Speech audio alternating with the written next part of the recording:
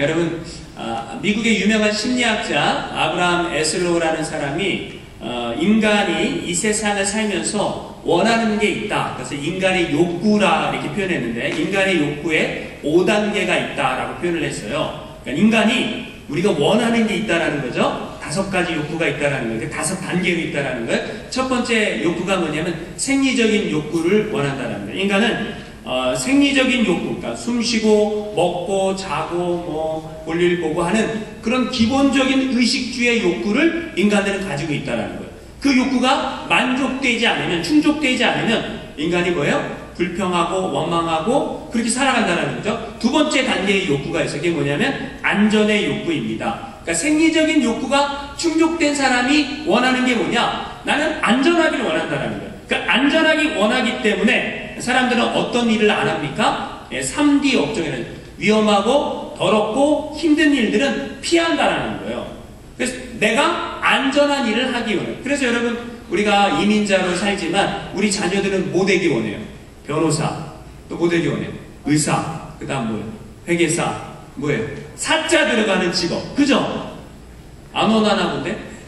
여러분 자녀들 그렇게 되길 원하죠. 왜 그렇습니까? 더럽고 힘든 일은 안 했으면 좋겠다라는 거예요. 이게 안전의 욕구 때문에 그렇다라는 거죠. 세 번째 욕구가 있습니다. 그게 뭐냐면 사회적인 욕구예요. 그러니까 생리적인 욕구와 안전의 욕구가 만족이 되면 그 다음에 사람들이 원하는 건 뭐냐면 사회적인 욕구. 그게 뭐냐면 이게 뭐 집단 안에서 사랑받고 이렇게 사랑하고 하는 그런 욕구예요. 그러니까 공동체가 있어야 되고요, 가정이 있어야 되고요, 뭐 그런 거예요. 네 번째 욕구가 있습니다. 네 번째 욕구는 뭐냐면 자긍심의 욕구예요. 그러니까 내 능력을 확인하고 내 능력이 다른 사람한테 인정받고 하고자 하는 그런 욕구. 그러면서 여기에 네 번째 단계에서는 이 인간은 질서와 안정을 바라보면서 아름다움을 추구하는 그런 욕구를 이때 비로소 인간들이 하게 된다는 거예요. 그리고 마지막 5번째 욕구가 있는데 그게 뭐냐면 자아 실현의 욕구예요. 뭐냐면 자아 실현, 내가 원하는 걸 끊임없이 하는 거예요.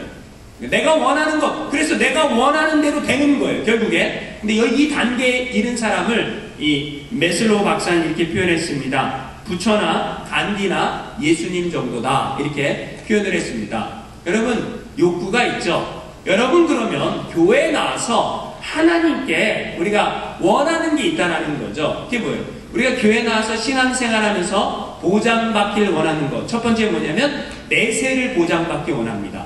내세가 뭐죠? 천국. 그러니까 우리는 신앙생활하는 이유가 뭐냐? 천국 가기 위함이라는 거죠. 제가 2주, 3주를 배웠는데 한 주는 중국에서 보내고 2주는 한국에서 보냈어요. 2주를 한국에서 보내면서 오전 대예배와 오후 찬양 예배 이렇게 번갈아 가면서 4개의 교회에서 예배를 제가 설교를 했습니다. 제가 밖에 나가면 설교할 수 있는 자격을 주는 목사예요. 안에서도 열심히 하지만, 근데 놀라운 것은 4개의 교회에 가갖고 제가 말씀을 전했는데 사람들이 굉장히 은혜를 많이 받았다는 거죠. 그리고 아멘을 굉장히 크게 했다는 거죠. 할렐루야. 우리 교회에서 인정을 받아야 진짜인데 이게 밖에 나가서 뭐 하겠어요. 그렇죠?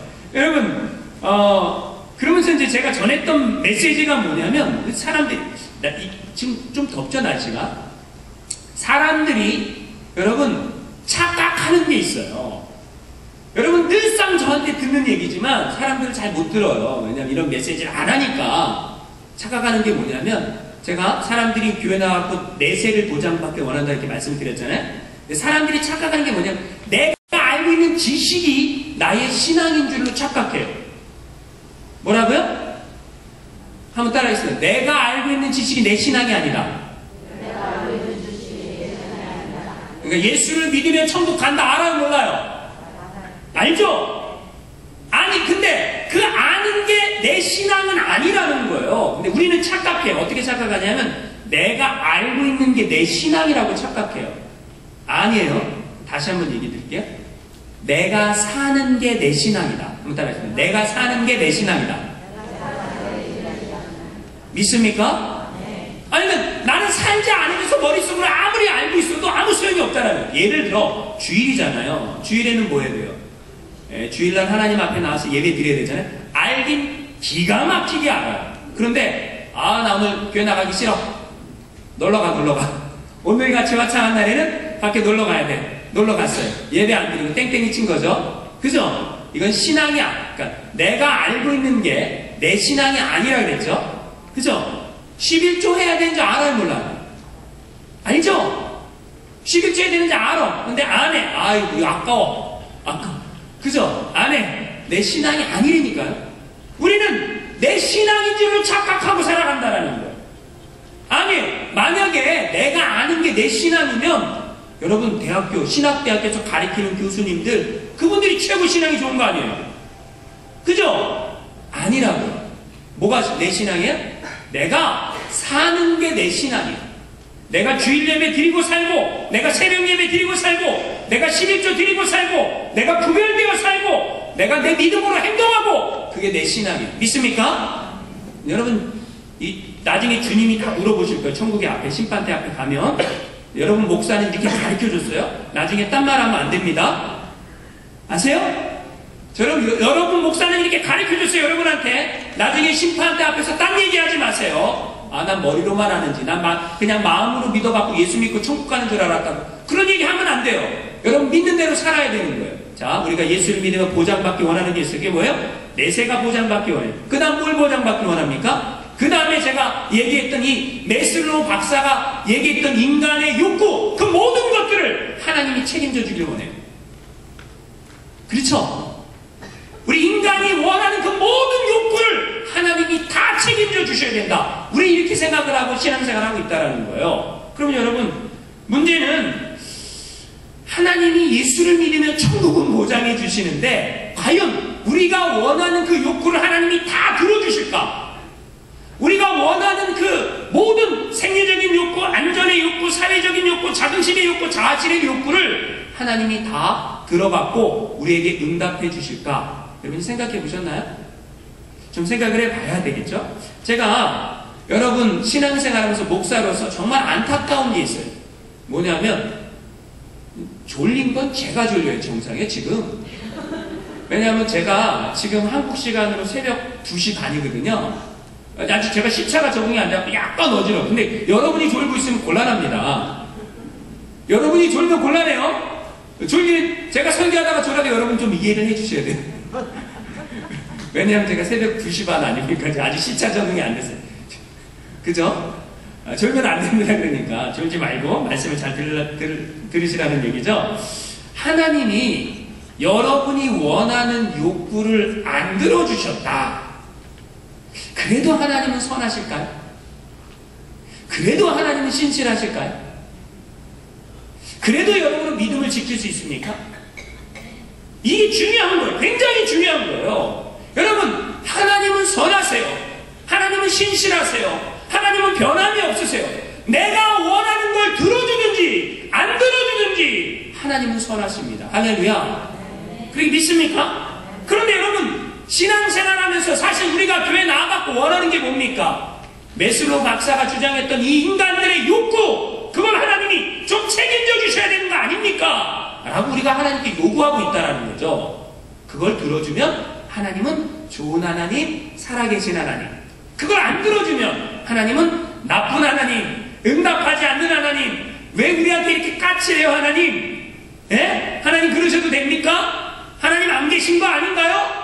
이게 믿음이 없는 사람들이 하는 이야기라는 거죠. 여러분, 하나님은 우리가 원하는 걸 들어주실 수도 있어요. 하나님은 우리가 원하는 걸 들어주지 않을 수도 있습니다. 그러나 믿음의 사람들은 환경을 초월해서 살아가는 거예요. 할렐루야.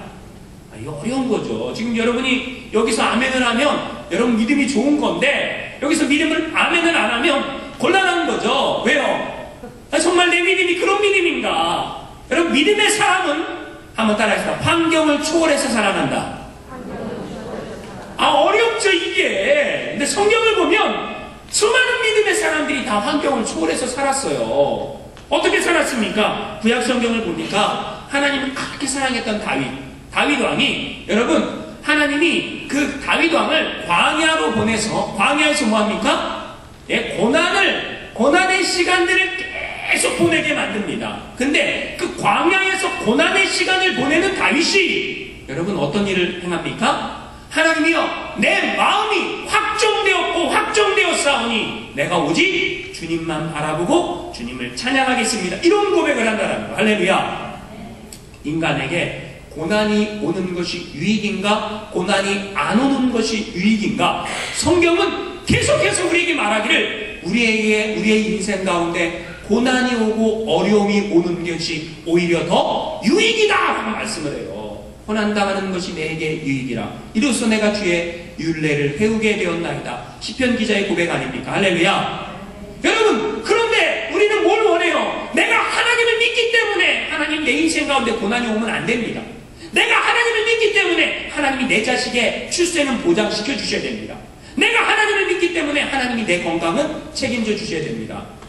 할렐루야. 우리가 원하는 게 그거 아닙니까? 그죠? 제가 이번에 또 한국 나가갖고 나간 김에 건강검진도 했어요. 한국이 싸잖아요. 한국이 싸잖아요. 위내시경, 대장내시경 건강검진 다 했는데 20만원, 200불도 안 되더라고요. 200불도 안 들어갖고 다 검사를 했어요. 검사를 했는데 검사 결과 위에 염증이 있고 대장과 소장 사이에 염증이 있기 때문에 약을 한 달 동안 복용을 하고 6개월 후에 다시 검사를 해야 된대요. 누가요? 제가. 그럼 제가 이렇게 하나님께, 하나님, 저는요, 하나님, 하나님께 헌신된 사람 아닙니까? 하나님. 저 하나님의 종이잖아요. 적어도 하나님이 내 건강을 좀 책임져 주셔야 되는 거 아닙니까? 제가 여기 미국에 와갖고 한국 음식 못 먹고 싶은 거, 먹고 싶은 거 못 먹고, 그리고 이렇게 목회하느라고 고생하고, 하나님, 다른 사람은 몰라도 하나님은 좀 알아주셔야 되는 거 아닙니까? 제가 이렇게 따질 수도 있잖아요. 여러분, 목사도 아플까요? 목사도 아플까요? 아플 수 있죠. 우리는 뭘 원해요? 신앙이 없으면 어떻게 목사님이 아플 수 있어요? 선교사님이 비행기를 타고 가는데 그 비행기가 떨어져갖고 추락해갖고 선교사님 돌아가셨어요. 아니, 말도 안 되는 거 아니에요? 선교사님이 비행기를 탔는데 어떻게 하나님이 계시다면 지켜줘야 되는 거 아니에요? 한국에서 어떤 충청도의 어떤 교회 교인들이 평생 30년 동안 신앙생활하면서 한 번 성지순례 가려고 그렇게 30년 동안 모아갖고 성지순례 갔는데 폭탄 테러 당해갖고 성도들이 굉장히 많이 죽었어요. 그죠? 그러니까 사람들이 막 거기에다 댓글 쓰고 막 잘 죽었다 뭐 그리고 뭐 순교했겠네 뭐 그리고 막 조롱하는 거죠. 아니, 어떻게 예수를 믿는 사람들이 평생 주님을 섬겨갖고 주님이 다니셨던 그곳에 방문하기 원해서 갔는데 테러를 당해갖고 죽었다. 여러분, 그런 일이 있을 수 있을까요? 우리가 예수를 믿으면서 원하는 게 뭐예요? 예수를 믿으면서 원하는 건 이런 게 아니잖아요. 그렇죠? 근데 성경을 보니까 그런 일들이 너무 많이 기록되어 있다는 거죠. 요셉이라는 사람을 보면 형들에게 미움을 받아요. 그래서 애굽에 팔려갑니다. 애굽에 팔려가갖고 뭐예요? 종살이 합니다. 종살이만 했습니까? 감옥살이 합니다. 아니, 하나님이 함께하는데 어떻게 하나님이 함께하는 하나님의 종이 가서 종살이하고 옥살이하고 그래서 하나님 기분 좋으셨습니까? 우리가 이렇게 따지면 신앙이 아니라는 거예요. 여러분, 우리가 생각하는 그것이 진짜 신앙이 아니라는 거예요. 예수를 믿어도 고난이 옵니다. 예수를 믿어도 어려움이 옵니다. 오늘 성경 말씀은 뭡니까? 신약 성경의 대표적인 사람 누구예요? 사도 바울. 바울이 전도하는 내용이에요. 바울은요, 고난을 가지고 있어요. 바울을 보면 좀 대단합니다. 여러분, 예수님 때문에 수많은 고난을 당해요. 예수님 때문에 육체적인 고난을 당합니다. 그래서 바울은 고린도후서 11장에 이렇게 표현했어요. 자기가 당한 고난을 한번 같이 읽어볼까요? 바울이 이렇게 표현했어요. 고린도후서 11장 23절부터 한번 읽어보겠습니다. 시작! 내가 수고를 멈추도록 하고 옥에 갇히기도 더 많이 하고 매도 수없이 맞고 여러 번 죽을 뻔하였으니 유대인들에게 40에 하나 감염매를 5번 맞았으며 3번 폐장으로 맞고 돌로 맞고 3번 파산하는데 일주야를 기품에서 지냈으며 여러 번 여행의 강의 위험과 강도의 위험과 동족의 위험과 이방인의 위험과 신의 위험과 강의 위험과 바다의 위험과 거짓 총재 등의 위험을 당하고 또 수고하며 애쓰고 여러 번 자지 못하고 줄이며 목마르고 여러 번 굶고 춥고 헐벗었노라. 여러분 사도 바울이 복음을 전하면서 자기가 당했던 고난을 쓴 거예요. 아니 여러분 하나님의 종 아니에요. 사도 바울이 하나님이 붙들어 쓰는 하나님의 종 아닙니까? 그런데 그가 가는데 그가 고난을 당해. 육체적인 고난을 당합니다. 감옥에 가기도 해요. 매에 맞기도 해요. 돌에 맞기도 해요. 말이나 되는 얘기. 하나님이 지켜줘야 되는 거 아닙니까? 하나님이 지켜주시면 어떻게 그가 이런 어려움을 당할 수 있겠냐라는 거죠. 하나님 그와 함께 하지 않았습니까? 아니라는 거죠. 여러분 하나님이 그와 함께해요. 하나님이 그와 함께 하는데 그는 뭐 하는 거예요? 육체적인 고난을 당한다라는 거죠. 그 고난만 당했습니까? 아니요. 고린도후서 12장 7절에 보니까 이런 말씀이 있습니다. 한번 같이 읽어보겠습니다. 시작. 여러 계시를 받은 것이 지극히 크므로 너무 자고하지 않게 하시려고 내 육체에 가시 곧 사단의 사자를 주셨으니. 여러분 사도 바울이 육체적으로도 고난을 받았어요. 예수를 믿기 때문에. 여러분 미국에서는요 예수를 믿기 때문에 부해야 된다 그래요. 너무 부를 막 추구하고 잘 살아야 되고 막 출세해야 되고 성공해야 되고 막 이것이 막 이것이 뭐 막 자랑인 것처럼 막 느껴지고 막 이상한 시대가 되었습니다.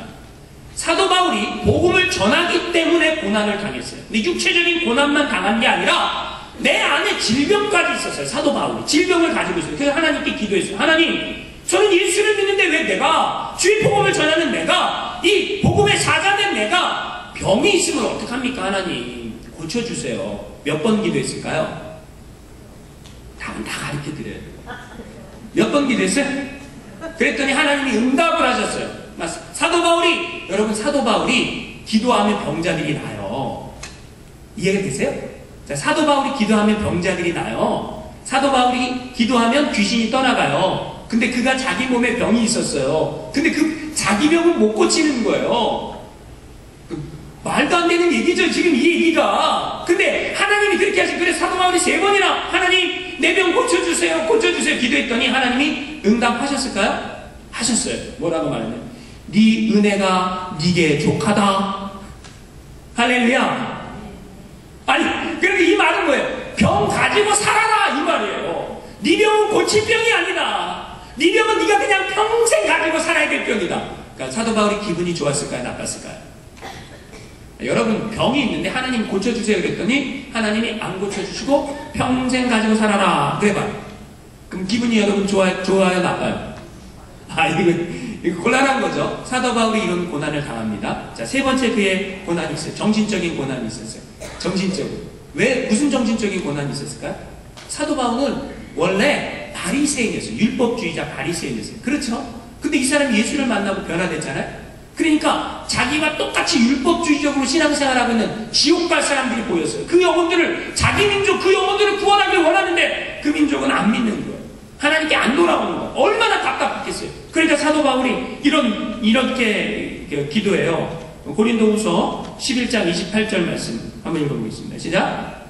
이외의 일은 고사하고 오히려 날마다 내 속에 눌리는 일이 있으니 로마서 9장 1절 2절 읽어보겠습니다. 시작. 내가 그리스도 안에서 참말을 하고 거짓말을 하지 아니하노라. 내게 큰 근심이 있는 것과 마음에 그치지 않는 고통이 있는 것을 내 양심이 성령 안에서 나로 더불어 증거하노니. 그러니까 이 양심에서 계속 고통이 있었어요. 아니 육체적인 고통도 있어, 질병도 가지고 있어. 정신적인 고통이 뭐냐면 우리 민족은 구원받아야 되는데 예수 안 믿고, 그래서 나는 이방인의 사도가 돼서 이방인들에게 복음을 전하니까 이방 사람들은 예수 잘 믿고. 얼마나 사도 바울이 안타까웠을까요? 정신적인 고통. 여러분 사도 바울이 이 3가지 고통이 다 있는데 그럼에도 불구하고 그가 뭐합니까? 복음을 전하죠.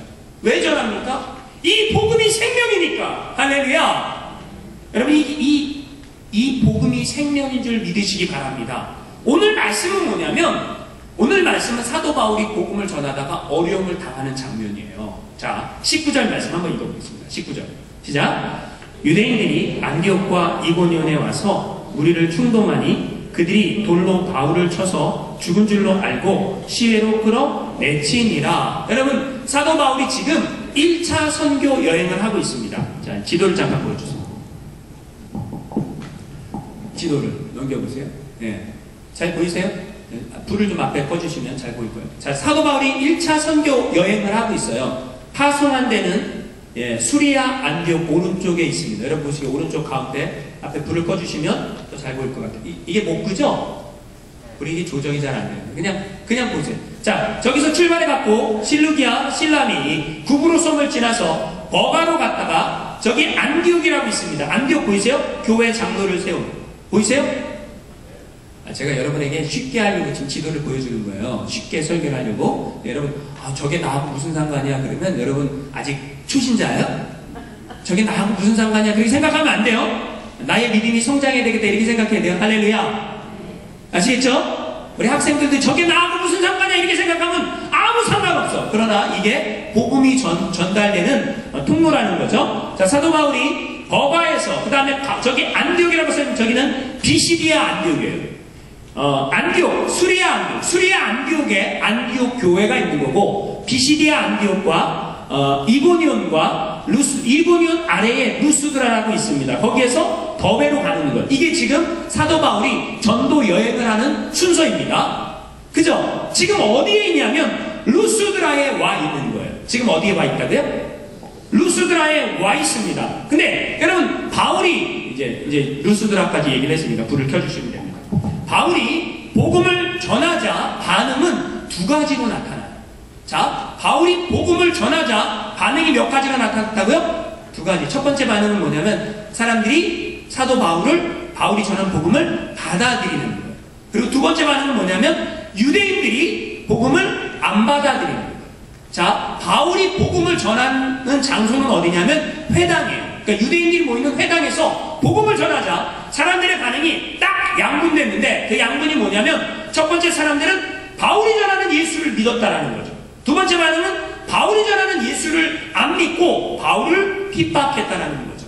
근데 이 바울이 핍박을 받죠. 핍박을 받으면 다른 동네 가서 복음을 전하고 핍박을 받으면 다른 동네로 가서 복음을 전하는데 지금은 어디에 왔다 그랬을 때가 루스드라에서 엄청난 일이 일어납니다. 어떤 일이 일어났을까요? 성경을 읽어야 알죠. 여러분이 성경을 읽으면 알죠. 안진뱅이를 고칩니다. 자, 루스드라에서 어떤 일이 일어나요? 사도행전 14장에 나와 있는 내용이에요.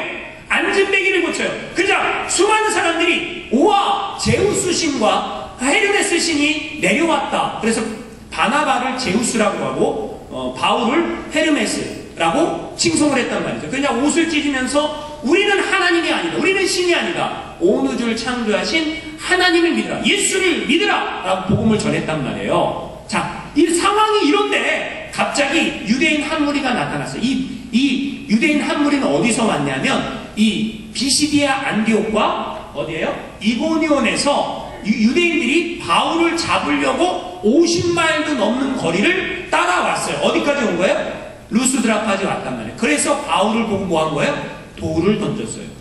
돌 맞았다는 얘기죠. 쓰러졌다는 얘기죠. 그래서 어떻게 해요? 오늘 19절에 뭐라 그래요? 죽은 줄로 알고 시내로 끌어내치니라. 죽은 줄 알고 뭐예요? 끌어냈다라는 거예요. 바울이 돌 맞아서 쓰러져서 저 인간 이제 돌 맞아서 쓰러졌으니까 죽었나 보다. 그리고 내던졌다는 거예요. 이것을 사도 바울은 고린도후서 11장에 한 번 돌로 맞고 어디서 맞았어요? 루스드라에서 맞은 거예요. 학자들이 바울이 3층천에 갔다 왔다 그래요. 3층천에 갔다 왔죠, 바울이. 그 3층천에 언제 갔다 왔냐? 바로 이 돌 맞아 누워있는 이때에 갔다 왔다. 라고 학자들은 생각을 하고 여러분 그렇게 주장을 합니다. 뭐예요? 바울이 복음을 전하는데 예수의 복음이 증거되는 그곳에 어떤 일도 있습니까? 마귀의 일도 일어난다는 거죠. 주의 복음이 증거되는 곳에 사람도 뭐예요? 가만히 있지 않는다라는 거예요. 열심히 일합니다. 열심히 일은 누가 안 해요? 우리가 안 해요. 하나님도 열심히 일하시고요. 마귀도 열심히 일해요. 일은 누가 열심히 안 해요? 누가 열심히 일 안 해요? 누가 잠자죠? 누가 자요? 우리가. 그럼 마귀가 열심을 냅니까? 여러분이 열심을 냅니까? 생각해보세요. 하나님이 열심을 내세요? 여러분이 열심을 내세요? 생각해보세요. 열심은 우리가 안 내고 있어요. 그죠? 하나님은 영혼 구원을 위해 열심을 내고 있다는 거예요. 그런데 여러분 이 돌 맞고 쓰러진 바울이 어떻게 했을까요? 29절 말씀. 20절 말씀, 19절 20절 말씀 한번 읽어보겠습니다. 시작. 제자들이 둘러섰을 때에 바울이 일어나 그 성에 들어갔다가 이튿날 바나바와 함께 더베로 가서. 여러분 무슨 말이에요? 지금 19절에 죽은 줄로 알고 시외로 끌어내치니라 그랬잖아요. 근데 20절에 뭐라 그래요? 바울이 일어나 그 성에 들어갔다가. 그럼 말이 다릅니까? 여러분 지금 제자들이 바울이 죽은 줄 알고 다 내던졌는데 예수를 믿는 사람들이 아마 그 주변에 모였던 것 같아요. 근데 돌 맞은 바울이 툴툴툴 자리를 털고 일어났어요. 그리고 뭐예요? 다시 그 자기한테 돌을 던진 루스드라 그 성에 들어갔다라는 거죠. 그리고 그 다음날 어떤 일이 일어난 줄 아십니까? 그 다음날 바나바와 함께 그 이튿날 바나바와 함께 더베로 가서. 더베가 어디예요? 다른 지역으로 복음을 전하러 또 떠났다라는 거죠. 말도 안 되는 일 아닙니까? 뭐가요? 아니 예수의 복음을 전하다가 돌 맞았어. 그러면 좀 쉬어야지. 근데 툴툴 털고 일어나서 뭐예요? 다시 바나바와 함께 그 다음날 어디로 가요? 더베로 복음 전하러 갔다라는 거죠. 더베에서 다시 루스드라로 왔다가 이고니온으로 갔다 비시디아 안디옥으로 갔다가 돌아서 다시 수리아 안디옥까지 가는 게 1차 전도여행의 끝이에요. 여러분 바울이 돌 맞고 쓰러졌을 때 무슨 생각했을까요? 삼층전도 갔다 왔지만 옛날에 돌 맞아서 죽은 사람이 있어요. 어디에 나오냐면 사도행전 7장에 나와요. 누가 돌 맞아 죽었죠? 스데반 집사님이 돌 맞아 순교할 때 그 스데반 집사님이 순교한 그 시체를 누구 발 앞에 갖다 놨는 줄 아세요 혹시? 사도 바울이 바울 앞에 갖다 놨어요. 그러니까 바울이 돌 맞아 갖고 쓰러져서 삼층전은 갔다 왔지만 무슨 생각 들었어요? 옛날에 스데반 집사님이 이렇게 돌 맞아 순교하셨구나. 아이고 내가 돌 맞아도 싸지. 그런 생각을 혹시 하지 않았나 제가 한번 생각해 봤다라는 거죠. 그리고 바울의 전도 여행은 계속됩니다. 그리고 나중에 수리아 안디옥에 와서 안디옥 교회에 와갖고 선교 보고를 하는 거예요. 여러분 바울이 선교 보고할 때 무슨 생각이 들었을까요? 바울과 바나바가 선교 보고를 하는 거죠. 우리 1차 전도여행, 선교여행 다녀왔는데 이렇게 선교여행 다녀왔어요 라고 보고를 할 때 성도들의 그 이야기를 들을 때 마음이 어땠을까요? 그래서 제가 오늘 잠깐 이제 선교 보고를 하고 다음 주에 이어서 선교 보고를 다시 하려고 해요. 제가 우리 교회가 세워지고 첫 번째 선교여행을 떠나게 되었습니다. 여러분들이 기도를 많이 해주시고 했는데 제가 또 걱정을 끼쳐드려서 이 시간에 드려서 죄송합니다 라고 사과를 드리고 싶어요. 네, 여러분의 기도와 염려와 또 후원과 덕분에 잘 갔다 왔습니다. 제가 이번에 선교여행을 갔다 오면서 느꼈던 것들을 이 시간 잠깐 나누려고 해요. 선교여행을 떠나는 것이 무엇이냐? 그것이 짧게 갔다 오든 길게 갔다 오든 그것은 엄청난 도전이고 모험이며 신앙이 없이는 불가능한 일이라는 거예요. 여러분 선교여행 가는 분들이 최소한 3,000불, 4,000불 이상 씁니다. 그 돈을 들여갖고 어디에 가는 거예요? 그 선교지에 가는 거예요. 제가 중국에 요번까지 포함해서 9번 갔다 왔어요. 갈 때마다 느끼는 게 뭐였냐면 여기 왔다는 것 자체가 어쩌면 목숨을 건 거다 이런 생각이 들어요. 저는 그 나라에 갈 때마다 그런 생각이 들었어요. 왜냐하면 너무 위험해요. 우리가 이런 미국과 같은 나라에 살아도 위험하잖아요. 여기 살아도 위험한데 후진국에 질서가 없는 그곳에 간다라는 것 자체가 위험한 거예요. 근데 여러분 거기에 이렇게 떠난다라는 것 자체가 뭐예요? 굉장한 믿음이 없이는 불가능한 일이라는 거죠.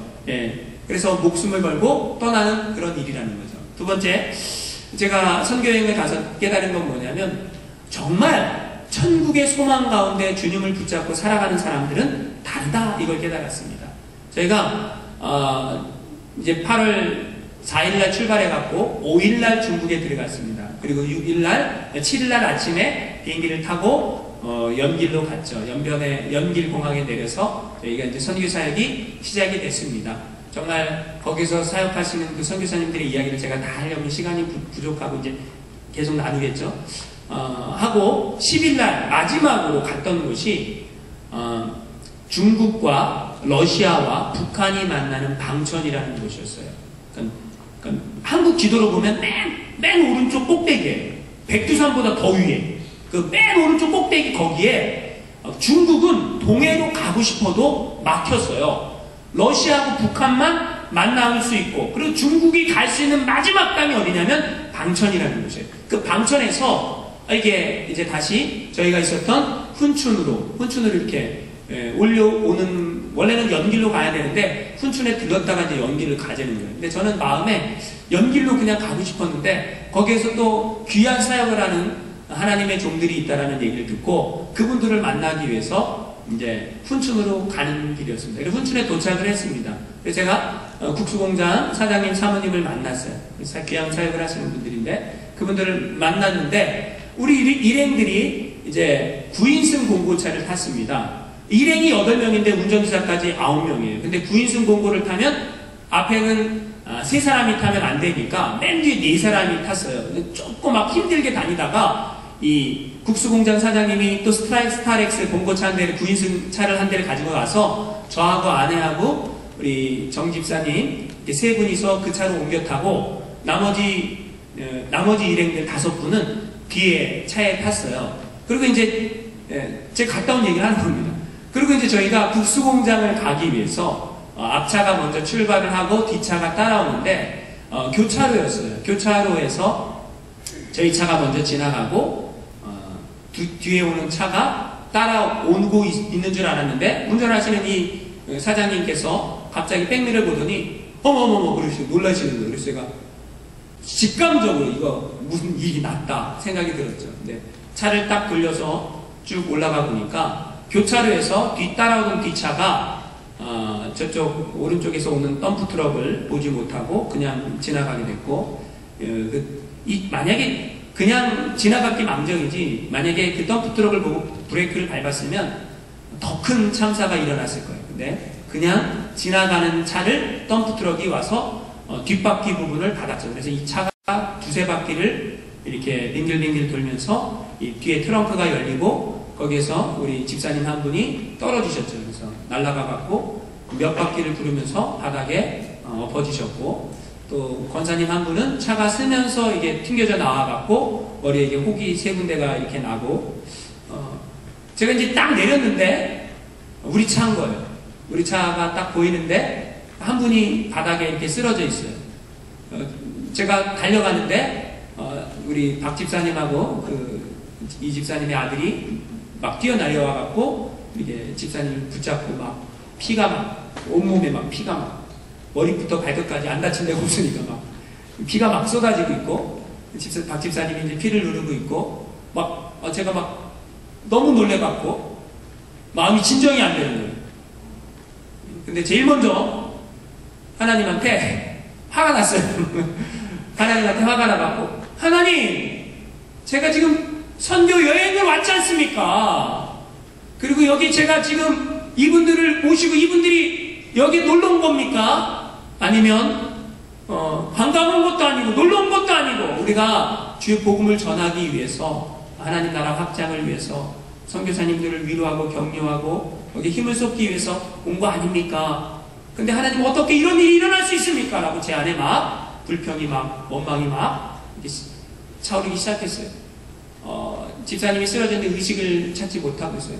정말 이럴 때 어떻게 해야 되는가? 예수님이라면 어떻게 하셨을까? 제가 막 그런 생각이 막 들면서 어떻게 해야 될까라고 생각하는데 놀라운 일이 일어났어요. 우리 교회 성도님 같이 가셨던 분들이 다 우리 이 집사님을 붙잡고 막 기도를 하기 시작하는 거예요. 막 기도를 하고 제 아내도 붙잡고 막 울면서 기도를 하고 다른 분들도 막 붙잡고 기도를 하고 그러는데 국수공장 사장님 사모님이 그런 모습은 처음 봤다는 거예요. 아니 사람이 다쳤는데 이 중국이라는 나라가 여러분 선진국이 아니잖아요. 사고가 났는데 그래서 이제 사고가 났으면 빨리 앰뷸런스가 와야 되잖아요. 그래서 연락을 했어요. 그러니까 아시는 조선족 목사님께 연락을 해갖고 국수공장 사장님이 도움을 청하고 공안을 부르고 앰뷸런스를 부르는데 경찰이 나타나는데 1시간 걸렸습니다. 앰뷸런스가 경찰이 나타나고 한 15분 정도 더 있다가 도착을 했어요. 그동안 여러분 기다린 사람들 마음이 어떻겠어요? 기도하면서 막 그냥 어떻게 할 바를 모르는 거죠. 피가 막 쏟아지고 막 몸이 막 붓고 막 그러고 있는데 그 사이에 일어났던 일입니다. 그 사이에 이제 의식을 잃었던 우리 이 집사님이 의식을 차리셨어요. 우리는 다 울고 있죠. 왜냐하면 이런 일이 일어나면 안 되는데 일어났으니까 막 다 울고 기도를 하고 있는데 의식을 딱 차린 집사님이 정말 저는 아파갖고 울었을 것 같아요. 울지도 않고요. 이렇게 얘기하시는 거예요. I'm okay. 괜찮아요. 라고 오히려 울고 있는 우리들을 위로하기 시작합니다. 제가 아니 그러면 안 되는데 그러면서 집사님 이제 말을 여시는 거예요. 괜찮아요. 울지 마세요. 라고 얘기를 하는 거예요. 제가 아니 집사님 말하지 마세요. 라고 얘기를 했어요. 근데 우리가 너무 많이 막 울고 막 있으니까 본인도 이게 사고가 이게 저도 딱 직감적으로 어쩌면 이게 돌아가실 수도 있겠다 그런 생각이 막 들었었거든요. 근데 우리가 막 울고 있으니까 본인이 아마 본인이 돌아가시는 줄 알았나 봐요. 그래서 집사님이 유언을 하시더라고요. 목사님 제가 어쩌면 죽을지도 모르는데 여기서 꼭 하고 싶은 말이 있어요. 제가 그 얘기 듣고 싶을까요? 안 듣고 싶죠? 하지 마시라고. 하지 마시라고. 그거 하면 안 된다고. 하면 안 됩니다. 막 이렇게 제가 말리는데, 아니요, 지금 말할게요. 그러면서 이제 주저리 얘기를 하시는 거예요. 그래서 제가 그 얘기를 듣고 너무 충격을 받았습니다. 제가 눈물이 막 쏟아져요. 무슨 얘기를 하냐면, 저는 목사님하고 사모님 같은 사람 만나갖고 신앙생활하고 예수님 믿는 게 너무 행복했습니다. 이렇게 얘기하는 거예요. 아니 아파 죽겠는 사람이 그런 말을 왜 해? 저는 지금 너무 평안하고 지금 누워서 쓰러져서 너무 평안하고 지금 하나님이 저를 데려가도 저는 천국 갈 것 같고 감사합니다.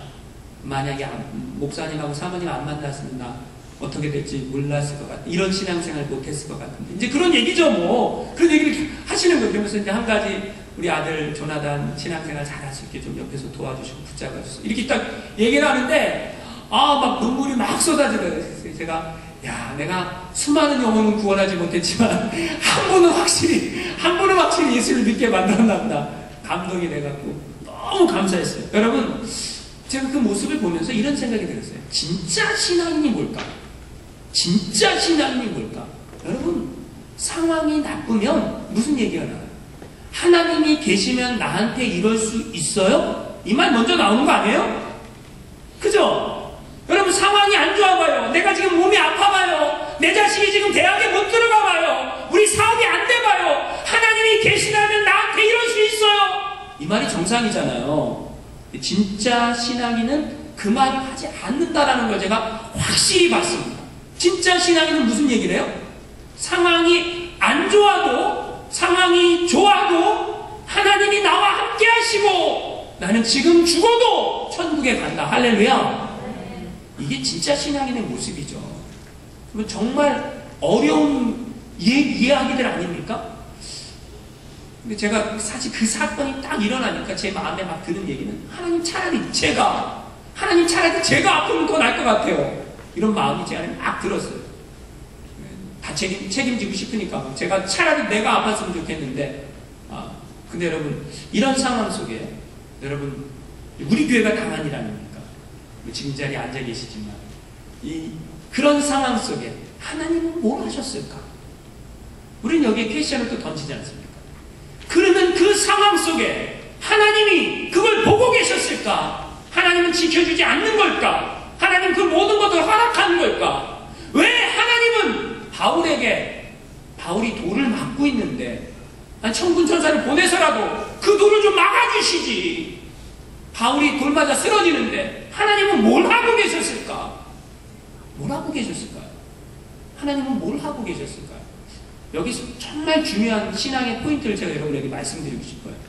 여러분 예수를 믿는 것은요 우리의 인생의 문제가 해결되지 않아도 내가 지금 주님과 함께 하는가 안 하는가 그게 더 중요하다는 거예요. 할렐루야. 이걸 사람들이 모르니까 지금 주님과 나와 지금 여러분 어찌 보면 그 쓰러져 있는 그 상황 속에 주님이 집사님과 함께 하는 거예요. 기도하고 있는 우리들과 주님이 함께 하고 있는 거예요. 그래 내가 너희와 함께 하고 있어. 여러분 이제부터 기적이 일어납니다. 언제부터요? 이제 이 사고가 딱 일어난 그 순간부터 하나님이 도와주시기 시작하는 거예요. 우리 마음은 다 들어가요. 막 해결되지 않아 다 들어가요. 중국 병원에 갔습니다. 병원에 갔는데 하나님이 도울 자를 붙이십니다. 하나님이 중국 병원이 도와주는 CT를 찍었어요. 뼈에 아무데도 이상이 없대요. 제일 중요한 건 머릿속에 피가 보이고 끝나는데, 여러분 머릿속에 피가 안 보였어요. 그리고 뼈에는 아무 이상이 없다는 거예요. 다 타박상이죠. 그죠? 근데 아니에요. 사실은 아니었어요. 아니었는데 아무튼 CT를 찍었는데 그랬어요. 거기에 또 조선족 목사님네가 도와주고 국수공장 사장님 사모님이 도와주고, 중국이요 환자가 쓰러져 있는데 우리 같으면 정말 가슴 막 타들어가요. 막 드레싱을 하고 뭐 하다못해 약이라도 좀 발라주고 붕대라도 감고 해야 되잖아요. 아니면 거긴 그게 없습니다. 빨간 약 하나 발라주면 끝이에요. 그러니까 중국 가갖고 아프면 큰일 납니다. 중국 가갖고 다치면 큰일 나요. 빨간 약 발라주고 끝이에요. 아무것도 없어요. 막 가슴이 막 타들어가는 거예요. 그래갖고 이제 연락을 했죠. 근데 또 하나님께 도우절을 붙여주셨습니다. 연변과기대 교수님이 의사신데 한국에서 카톨릭 의대에서 5년 동안 연수하시고 들어가신 교수님이 연락이 됐어요. 그러면서 이제 상황을 제가 다 설명을 하니까 이렇게 얘기하더라고요. 저는 그 훈춘의 그 시골병원에 있기보다는 연변에 있는 큰 병원으로 옮기길 원했는데 옮기면 안 된다는 거예요. 교통사고가 난 다음에 24시간 이후에 CT를 한 번 더 찍어갖고 뇌 속에 피가 고였는지 안 고였는지 한 번 더 확인해야 그 다음 안전하게 옮길 수 있다는 거예요. 24시간을 기다렸어요. 기다리는데 얼마나 이 사람 중국 그 병원이 안 좋은지 아무것도 안 해주잖아요. 근데 제가 밖에 나가갖고 그때서 이제 하나님 지혜를 주셔서 밖에 나가갖고 약국 가갖고 제가 소독약 사갖고 왔어요. 소독약 그 뭐 이거 다 사갖고까지 테이프 다 제가 그냥 목마른 사람이 우물을 판다고 제가 그냥 다 소독하고 또 싸매주고 그러다가 24시간이 지나갖고 연변병원으로 갔습니다. 연변병원에 가갖고 또 CT를 또 찍었어요. 그랬는데 거기에서는 갈비뼈에 혹시 금이 가 있을지도 모른다라는 진단이 나왔어요. 그리고 그렇지만 제 마음은 무조건 한국에 가야 된다 이 생각이에요. 집사님도 이제 한국에 가야지 치료를 받겠다 생각이 들어갖고 만약에 거기서 우리가 CT를 찍었는데 골절이 된 게 발견되면 중국에서 못 나옵니다. 비행기 태워주지도 않고. 그런데 비행기를 타려고 이제 갔죠. 공항에 갔죠. 가갖고 비행기를 연변에서 이제 한국 인천으로 바로 들어오는 공항으로 비행기를 다 바꿔갖고 거기서 비행기를 탔습니다. 비행기를 타고 들어와서 한국의 인천공항에 앰뷸런스 대기하고 있다가 앰뷸런스 태워갖고 병원에 가갖고 다시 다 찍었더니 갈비뼈가 3개가 금이 가고 그다음에 발가락이 금이 가고 이제 그제서야 이제 거기서 나타나기 시작. 만약에 그걸 중국에서 알았더라면 못 나올 뻔했는데 나중에 한국에 와서 알아서 참 다행이다. 그래서 한국에서 한 2주 정도 치료하면서 머리도 한 8바늘 9바늘 펌했습니다. 이제 시집가긴 다 틀린 게 아닌가 하는 생각이 드는데 뭐 하나님 은혜를 베푸시면 상처가 회복되지 않을까 또 생각이 듭니다. 그래서 한국에서 한 2주 정도 치료하면서 지금 조금 괜찮아지셨는데 아직 다 완치된 건 아니에요. 근데 기적적으로 하나님께서 그 모든 상황 가운데 함께 하시고 도와주시고 또 돕는 자를 붙여주시고 또 제가 중국에서 교통사고가 나면 여러분 중국 사람들은 외국인이기 때문에 나몰 나라예요. 그리고 그 중국에서 교통사고 나면 아무것도 아닌데 이상하게 교통사고가 났는데 그 합의를 봐야 되겠더라고요. 근데 공항에 그 중국 사고 낸 사람이 공항에 그는 뭐 얼마 안 되는 돈이지만 가지고 왔어요. 그래서 제가 중국에서 치료비로 한 2,000불 받아가고 나왔어요. 얼마나 감사한지. 그래 나와서 한국에서 병원에서 치료 받으면서 그것을 사용할 수 있어서 물론 병원비에 다 되는 건 아니지만 조금이나마 도움이 될 수 있게 받아갖고 나오고 하나님께서 다 도와주시는 그런 은혜의 역사를 또 경험을 하고 오게 되었습니다. 여러분도 걱정을 많이 하셨을 거예요. 여러분도 기도를 많이 하셨을 거예요. 저도 기도를 많이 하면서 그런 시간들을 보내고 그저께 제가 돌아왔습니다. 그런데 제가 이 시간들을 다 보내고 지금도 물론 보내고 있지만 이런 생각이 들어요. 지금 이 고난 가운데 이 아픔 가운데 우리 하나님이 우리와 함께 하신다. 할렐루야. 결국 하나님은 이 모든 것들을 합력해서 선을 이루신 하나님이시다. 할렐루야. 이게 믿음이라는 거죠. 오카노 목사님이 이런 얘기를 했습니다. 넓은 길로 주님을 따라간다는 것은 잘못된 믿음이다. 배우받으며 예수를 믿겠다는 것도 잘못된 믿음이다. 예수를 믿으면 이 땅에서 복받고 만사형통할 것이라는 기대는 미련한 그리스도인들이 하는 기대다. 예수를 믿는 길은 죽도록 충성하는 길이요 좁은 길이요 환난을 각오한 길이다. 할렐루야. 제가 이 글을 읽으면서 정말 예수를 믿는다라는 게, 복음을 전한다라는 게 그냥 쉽게 되는 것은 아니구나. 옛날에 한국에 오셨던 선교사님들이 이런 꼴 당하면서 복음을 전하셨겠구나. 그런 생각이 들었습니다. 여러분, 왜 하나님께서 우리 한마음교회 첫 번째 선교 여행에 이런 사건들을 허락하시고 이 고난 가운데 우리에게 말씀하실까? 여러분, 그 하나님의 음성에 귀를 기울여 보시기 바랍니다. 저는 우리 교회를 향한 하나님의 뜻이 있고 우리가 해야 될 일이 있다고 믿습니다. 어떤 고난과 환난과 역경 속에도 주님은 우리와 함께 하시고 우리를 통해서 그 하나님의 위대한 일을 이루어 가실 줄 믿고 그 믿음으로 우리가 살아가시기를 주님의 이름으로 축원합니다.